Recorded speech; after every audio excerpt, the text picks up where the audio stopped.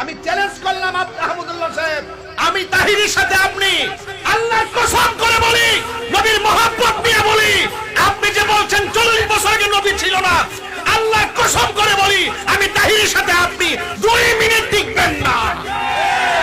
অশিক্ষিত কেউ না, এই অন্তত পক্ষে হুব্বে রাসূলের উপরে দলিলকে এর মাধ্যমে আমি প্রমাণ করে ইনশাআল্লাহ দেখাই দিব তাহিরি ইস্তাহিরি।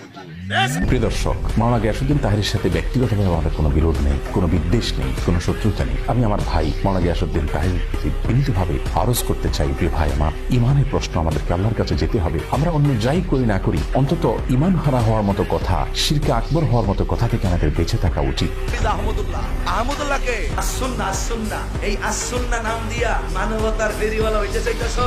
শাইখ আহমদুল্লাহ সাহেবকে নিয়ে এই কথাগুলো যারা বলতেছে, মূলত শাইখ আহমদুল্লাহ ব্যক্তি আহমদুল্লাহ টার্গেট না, মূলত তার প্রতিষ্ঠান টার্গেট। শাইখ আহমদুল্লাহ বাংলাদেশের একটা